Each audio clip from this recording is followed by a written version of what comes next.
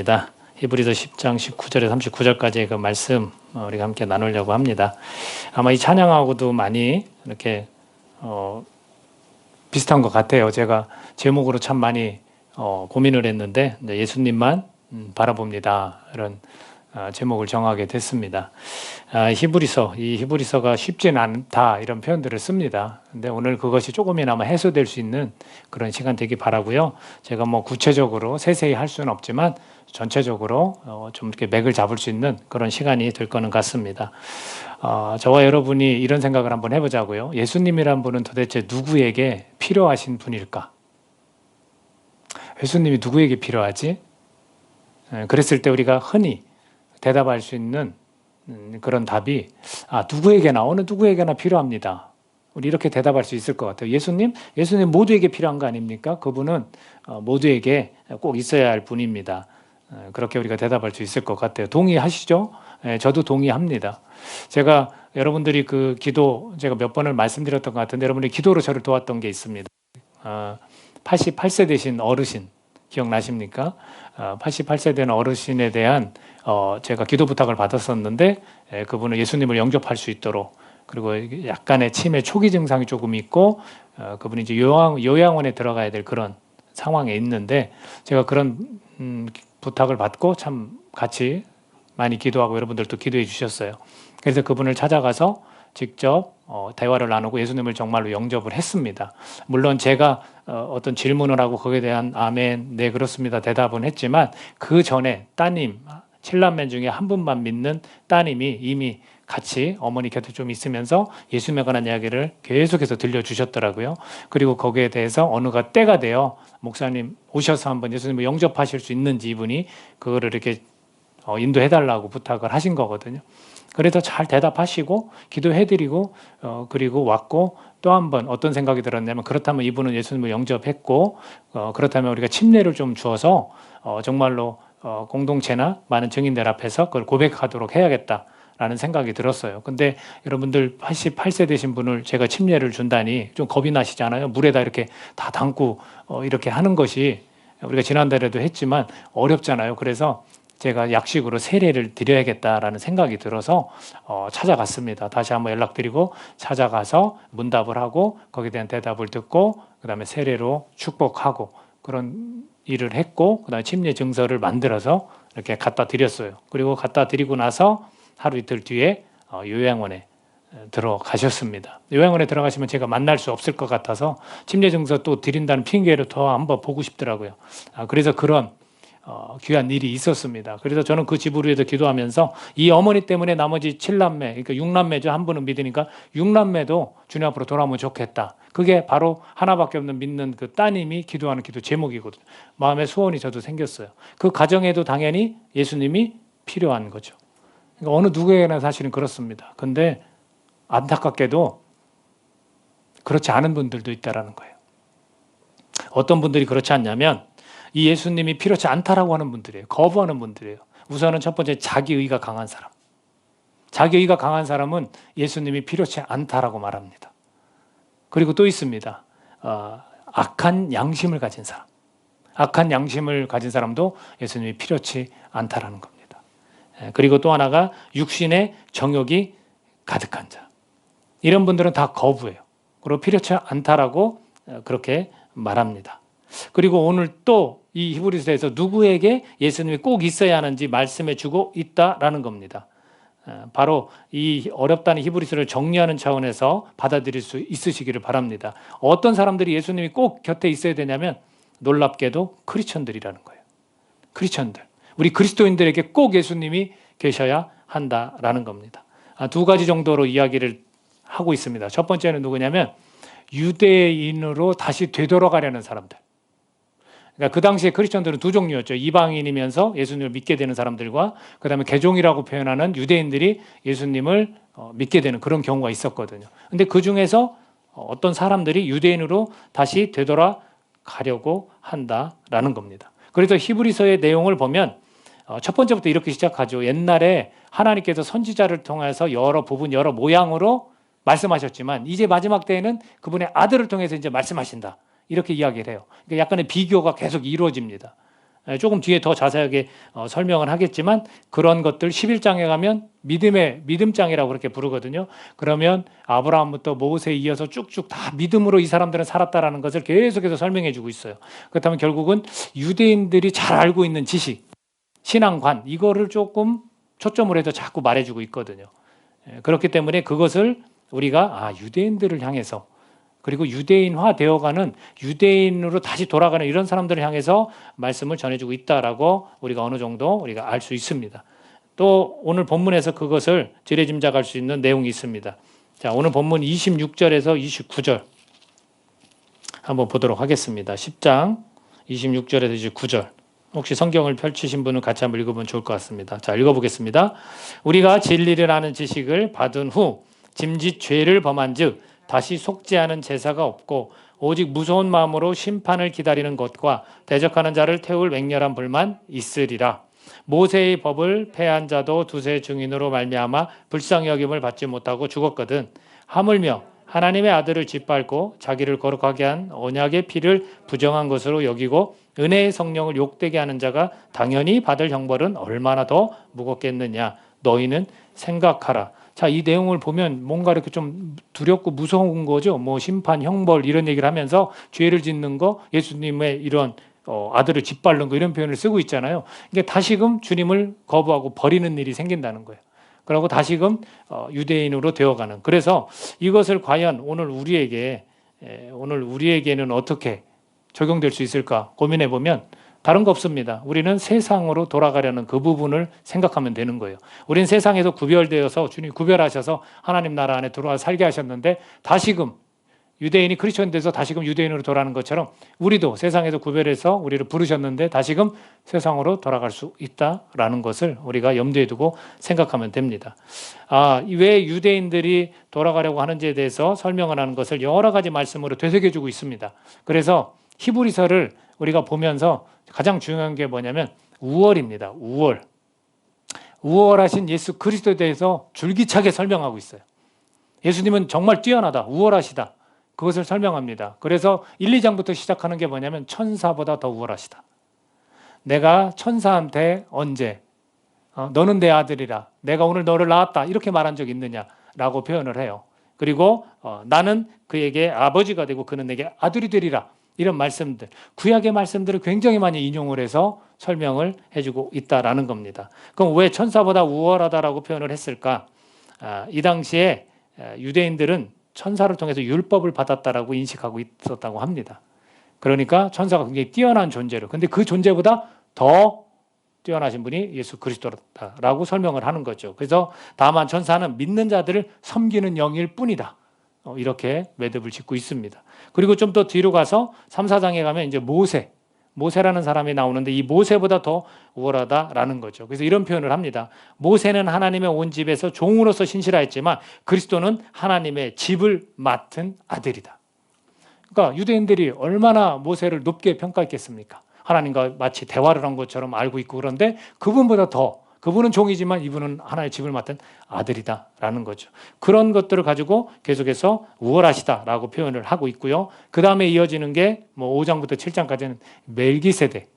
이 부분이 조금 어려운데 성경에서 그것도 친절하게 말해줘요. 야, 니네는 아직 멜기세덱에 대해서 자세하게 얘기해줘도 못 알아들을 지금 형편이라 더 이상은 말하지 않겠다고 간략하게 아브라함이 10의 1을 바친 거, 멜기세덱이 축복해 준 거, 그리고 의의 왕, 평강의 왕이다 이런 표현을 씁니다. 이걸 가만히 들으면 성경에서 이 히브리에서 뭐라고 표현했냐면 그는 아버지도 없고 어머니도 없고 족보도 없고 시작한 날도 없고 또 생명의 끝도 없어 하나님의 아들과 닮아서 항상 제사장으로 있다라고 표현합니다. 그러니까 그에 대한 어떤 조사를 할 수가 없는 거예요. 그것은 꼭 하나님께서 떡하니 그 사람을 그 당시에 보내셔서 지금의 예수 그리스도와 같이 동등한 입장이 되도록 이야기를 하시고 있다는 거죠. 그런데 멜기세덱의 반차를 따라 예수 그리스도가 나왔다 이런 표현을 씁니다. 혈육상으로는 누구예요? 다윗을 통해서 나왔지만 영적으로는 멜기세덱을 통해서 동등한 입장에서 예수 그리스도가 왔다라는 것을 이어가고 계시다는 거예요. 그러면 보세요. 아브라함은 이들에게 믿음의 조상이에요. 얼마나 위대한 사람입니까? 근데 그 사람이 축복을 받는다? 자, 축복은 누가 받습니까? 더 작은 자가 큰 자한테 받는 거예요. 높은 자한테 받는 거예요. 낮은 자가. 그러니까 아브라함보다 너네들이 믿는 아브라함보다 더 위대한 사람이 멜기세덱인데 그 같은 반차를 따라 계열을 따라서 된 사람이 예수 그리스도다. 이렇게 설명을 하는 겁니다. 여기에는 뭐 10의 10분의 1을 드렸다 이것을 뭐 설명을 할 수도 있지만 저는 생략을 하도록 하겠습니다. 레위인들 얘기하면서 내 옆구리에서 이렇게 레위인들이 나기 전에 벌써 이런 일이 있었다는 표현을 쓰거든요. 결국에는 낮은 자가 높은 자에게 예물을 드리고 축복을 받는 그런 것을 설명하면서 예수 그리스도께서는 굉장히 우월하시다. 이것을 지속적으로 표현해주고 있습니다. 7장 28절 한 구절만 더 보면 율법은 약점을 가진 사람들을 제사장으로 세웠지만 율법 후에는 하신 맹세의 말씀을 영원히 온전하게 되신 아들을 세웠다라는 표현을 쓰고 있습니다. 그래서 율법보다도 더 위대하신 분이 예수 그리스도시다. 그 뒤로 계속해서 희생제물이나 언약보다 더 위대하시다 이런 표현을 써요. 희생제물은 피가 없으면 죄가 사해지지 않잖아요. 여러 번 피를 뿌려야만 매년 죄가 생각나고 매년 뿌려야만 됐다라는 거예요. 그러나 단번에 이걸 해결하셨다 해서 어떤 희생제물보다 더 우월하다라는 거 표현을 하고 있고요. 언약도 마찬가지죠. 언약이 바뀌었는데 새 언약이 되었고 이제는 맹세의 말씀이 되었다라고 표현합니다. 오늘 우리가 읽은 이 10장 본문에 보면 이곳에 조금 등장하는 부분을 제가 읽어드릴게요. 10장 7절에 보면 이렇게 되었습니다. 두루마리 책에 나를 가리켜 기록된 것과 같이 하나님의 뜻을 행하려 왔나이다. 두루마리 책이라는 것은 과거부터 계속해서 기록된 것이 다 누구를 가리켜요? 예수님을 가르치고 하나님의 아들이 올 것이다 라는 것, 하나님의 뜻을 행하러 내가 왔다라고 정리를 해주고 있고요. 10장 9절에 가보면 이렇게 되어 있습니다. 그 후에 말씀하시기를 보시옵소서 내가 하나님의 뜻을 행하러 왔나이다 하셨으니 그 첫째 것을 폐하심은 둘째 것을 세우려 하심이라. 그러니까 율법을 마침을 짓고 다시금 그 언약에 마침을 짓고 새 언약을 주신다라는 겁니다. 그리고 나서 16절에 가서는 내 법을 그들의 마음에 두고 그들의 생각에 기록하리라. 그 전에는 어때 기록했냐면 돌판에 기록했었죠. 그죠? 그래서 그것을 이제는 이 마음과 생각에 기록해 주신다라는 것이 새 언약이에요. 새 계명 서로 사랑하라는 그런 표현들이겠죠. 그렇게 설명을 해주고 있습니다. 그래서 이 희생제물이나 언약보다 더 우월하셔서 이제는 새 언약의 대제사장이 되셨다라는 겁니다. 그래서 10장 1절에 이렇게 출발하거든요. 율법은 장차올 좋은 일의 그림자일 뿐이다.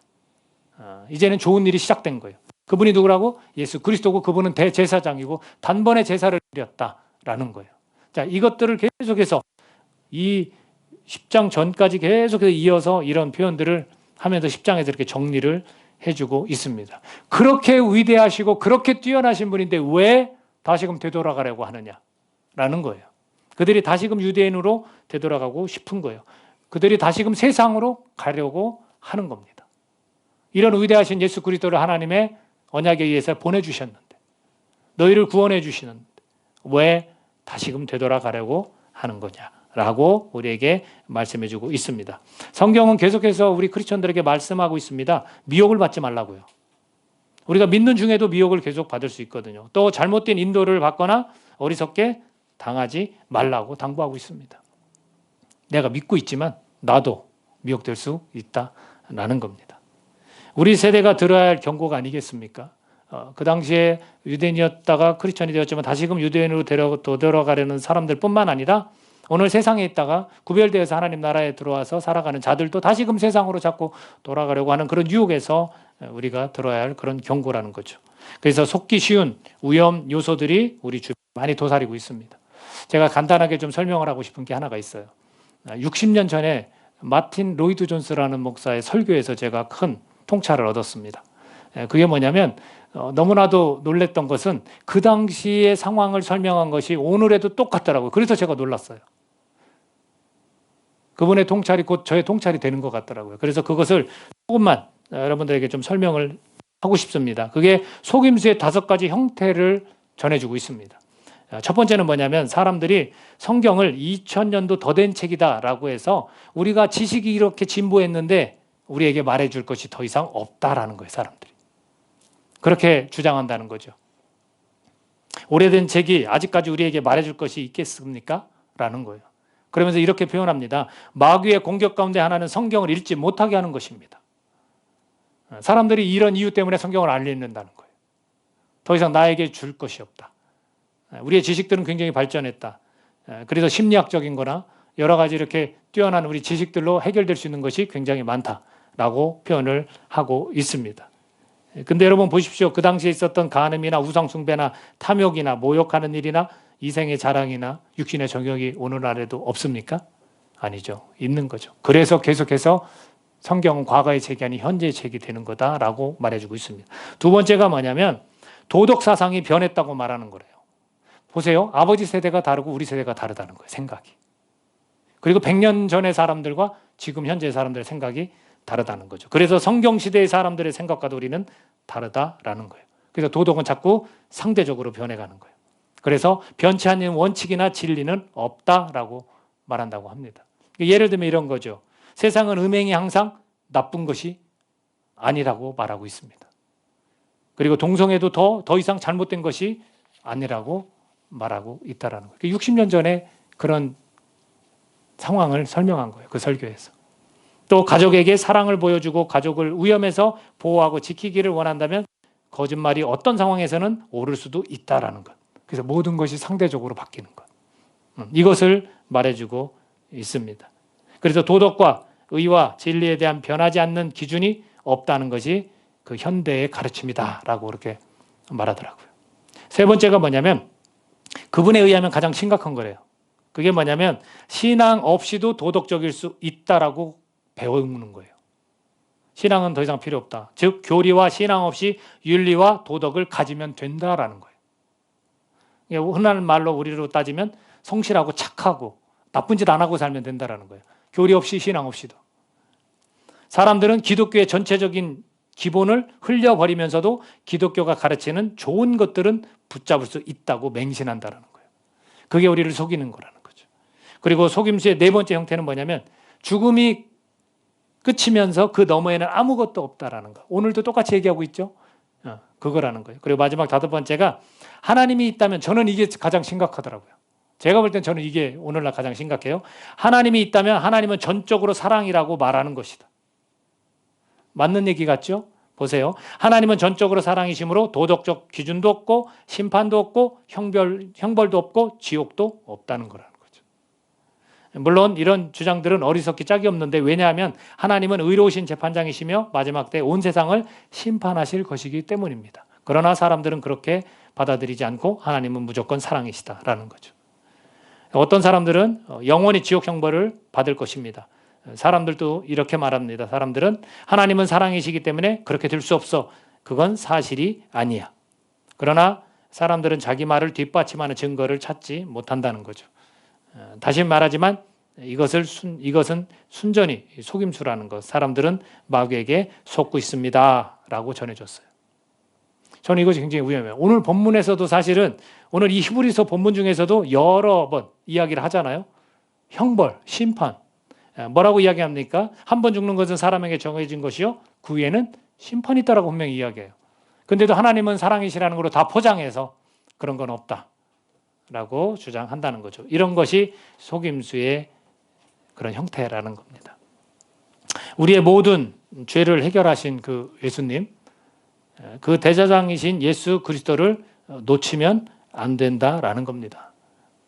믿음을 가진 자들이라 할지라도 미혹될 수 있고요. 이런 다양한 속임수에 넘어지면 안 된다라는 것입니다.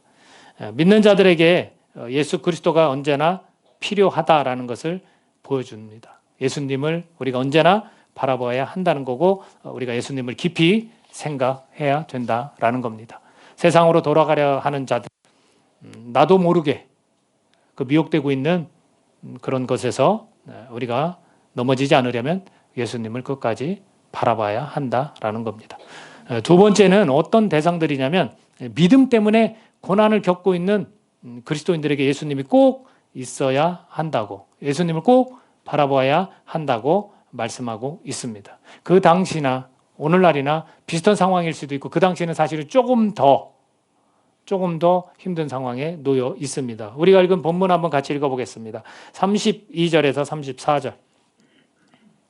32절에서 34절까지 우리 한 목소리로 읽어보도록 하겠습니다. 자, 같이 읽습니다. 시작. 전날에 너희가 빛을 받은 후에 고난의 큰 싸움을 견디어낸 것을 생각하라. 혹은 비방과 환난으로서 사람에게 구경거리가 되고 혹은 이런 형편에 있는 자들과 사귀는 자가 되었으니 너희가 갇힌 자를 동정하고 너희 소유를 빼앗기는 것도 기쁘게 당한 것은 더 낫고 영구한 소유가 있는 줄 알미라. 보세요. 그 당시에 크리스천들이 이렇게 살았다는 거예요. 감옥에 있는 사람들을 동정할 수 있게 됐고 내 것을 빼앗겨도 기쁘게 여기고 큰 싸움, 빛을 받은 후에 고난의 큰 싸움을 견디어냈어요. 이런 사람들에게 누가 필요하겠습니까? 예수님이 필요한 거예요.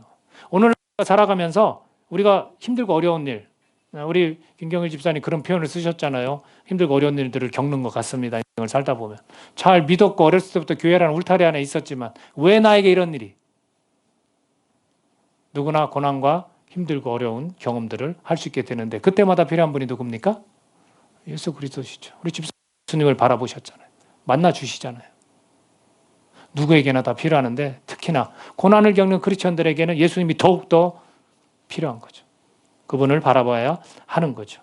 과거의 믿음의 선진들도 그랬습니다. 한 장만 더 넘겨서 우리 11장 한번 가볼까요? 히브리서 11장 33절에서 37절 아마 화면에도 말씀이 나올 수 있을 것 같은데 히브리서 11장 33절에서 37절까지 우리 한 목소리로 같이 또 읽어보도록 하겠습니다. 자, 시작.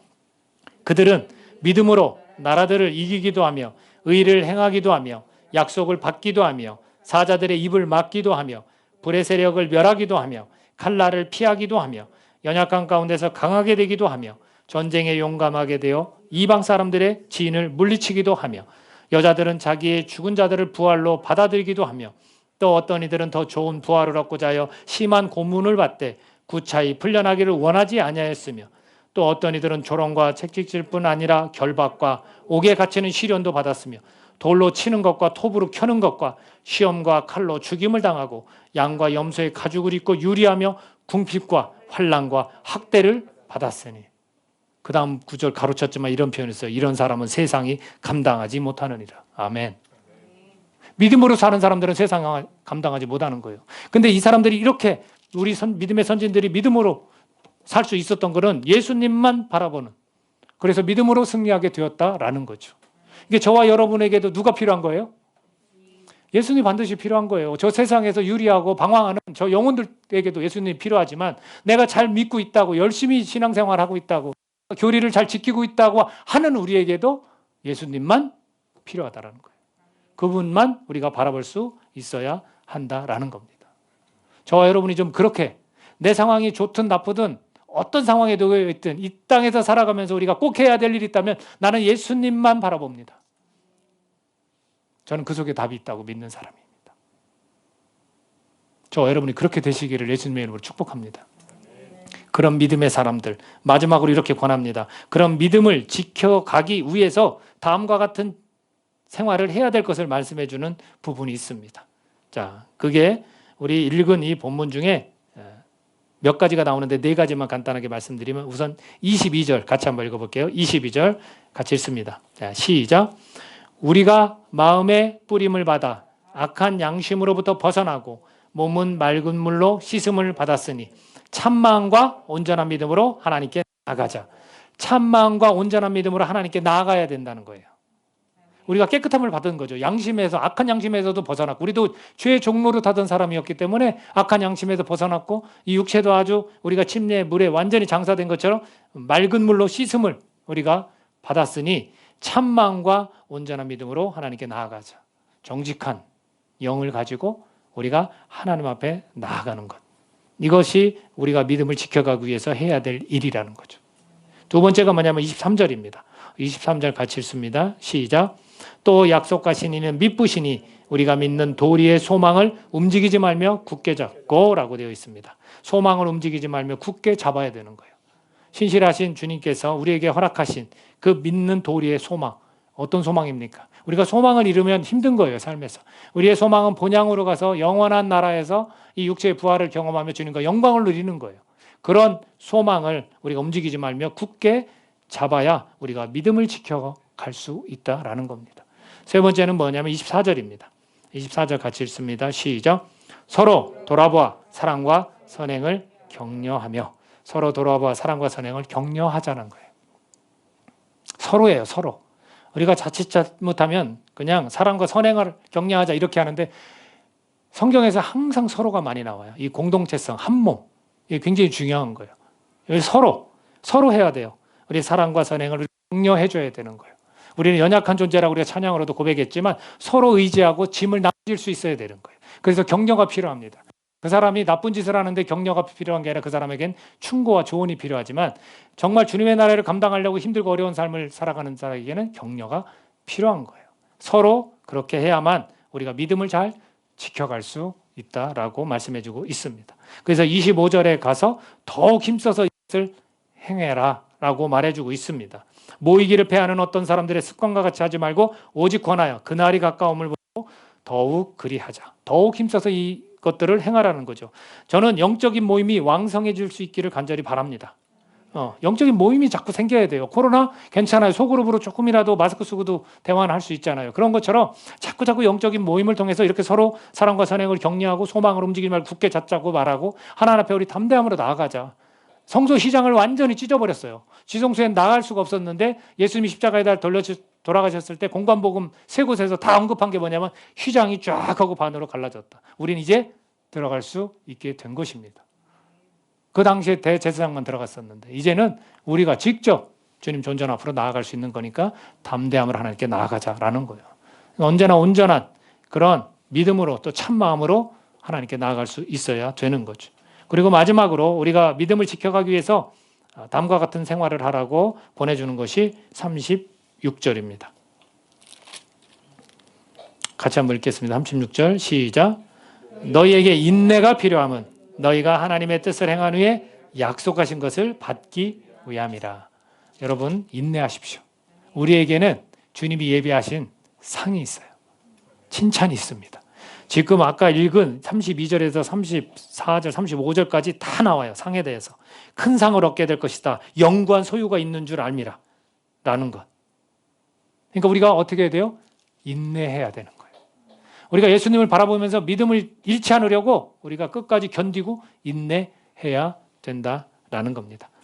누구에게는 해당되고 누구에게는 해당되지 않는 그런 말씀이 아니라 우리 모두에게, 우리 크리스천들에게, 세상으로 다시금 나아가려고 하는 크리스천들, 고난을 겪는 크리스천들에게 주시는 말씀입니다. 인내하라. 끝까지 견뎌내라. 주님께서 예비하신 큰 상이 있을 것이다 라는 거죠. 마지막으로 이런 도전을 하고 싶습니다. 주님께서는 나의 의인은 믿음으로 말미암아 살리라라고 말씀하셨습니다. 그리고 뒤로 물러가면 내 마음이 그를 기뻐하지 아니하리라. 우리는 뒤로 물러가 멸망할 자가 아닙니다. 우리는 믿음을 끝까지 지켜서 주님을 기쁘게 해드릴, 그리고 주님과 함께 영광을 누릴 하나님의 자녀들임을, 하나님의 종들임을 우리가 잊지 않기를 바랍니다. 예수님만 바라보는 믿음으로 하나님의 기쁨이 되시기를 예수님의 이름으로 축복합니다. 기도하겠습니다. 이 시간 기도할 때 정말 내가 예수님만 바라보는지 우리 스스로